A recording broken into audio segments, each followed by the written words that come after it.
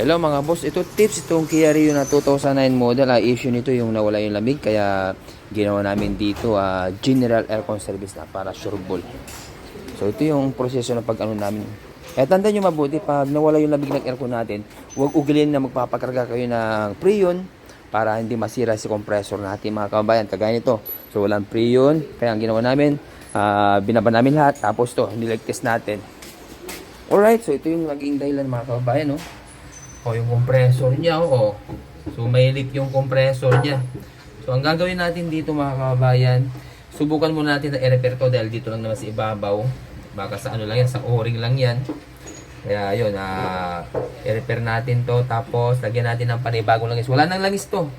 Kaya yun ang tandaan nyo mabuti, wag na wag magpapakarga ng Freon pag nawala ang lamig ng aircon o kaya nagbuhos ng Freon para masave natin yung compressor. Dahil pag bibili ng compressor, medyo may kamahalan. Kailangan ano natin, wag natin ipaabot na masira si compressor natin. Alright, palalamigin natin to. Iko-condition natin to guys. Alright, tapos yung hose, malangis na rin yung mga hose niya, kaya yun, papalitan natin yung mga malangis.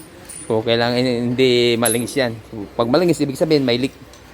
Alright, iko-condition natin to. Ito rin, palalamigin natin to guys. Ito na mga kabayan yung yung may leak yung compressor. So ang ginawa lang muna natin dito guys, ni-repair muna natin. So dito hangga't magagawa natin ng paraan dito, ginagawa natin ng paraan.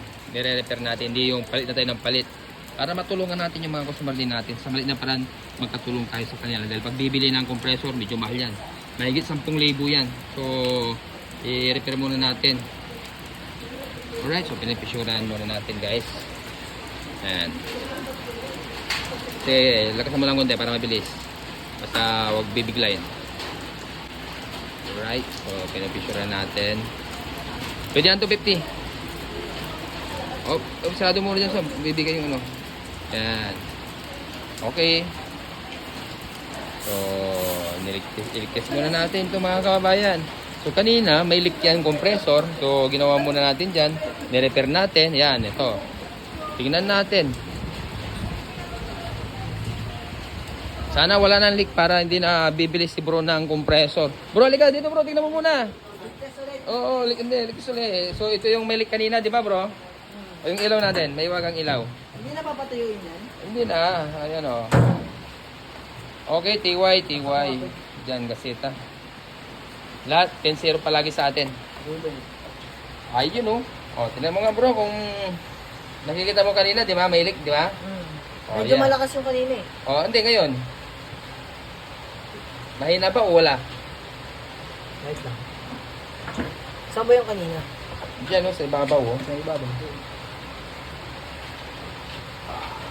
O, yan mga kababayan. Wala naman. Ano? O, yung gauge. Send natin yun. Tara, pakita nga natin yung pressure. O, yun o, pressure natin ng 240 PSI bro. Yan. 40 days. Okay, tapos yun, nililigis natin mabuti. Ano? Okay sa oret na ba yan bro? Tingnan mo mabuti, baka mamaya. May leak pa yan. Okay. Ano? Maliwanag na? Maliwanag pa sa dilim? Oh, yan. Dito, pinapaliwanag natin yan. Alright, so Hindi yan. na ako gagastos ng malaki sa compressor, no? Oh, talaga malaki talaga yan bro. Magkano ba yung mga ganyan?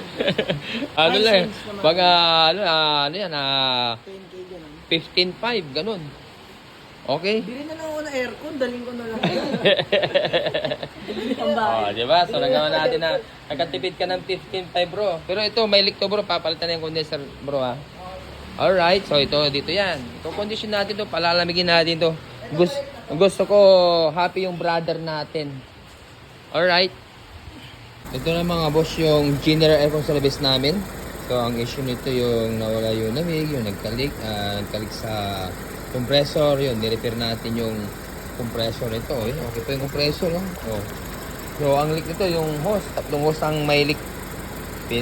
Pinalitan na natin ang hose, tapos yung compressor nagkalik din, ubusan na lang ito. So yun, nirepair lang natin yung compressor nito. O tapos nilagyan natin ng langis, okay pa. O kaya tandaan nyo mabuti yung mga pag ano na issue hanggang hindi pa nagbablock oil yung compressor.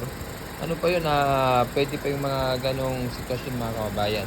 So ito magagawa natin na yun. Nagawa natin ng paraan. Na-repair natin ito mga kababayan.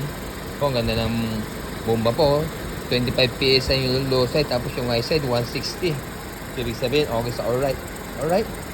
So yun, automatic na rin. Tingnan natin yung thermometer nito mga kababayan kung ilang degree. Ayun, 4.4. Ang lamig oh. Wow. Ayan guys oh. Oh. 4.4. 4.3. So ganito kalamig to. Ayan, ito yung gawang John Denver mga kababayan. Ayos oh. Okay pa yung compressor.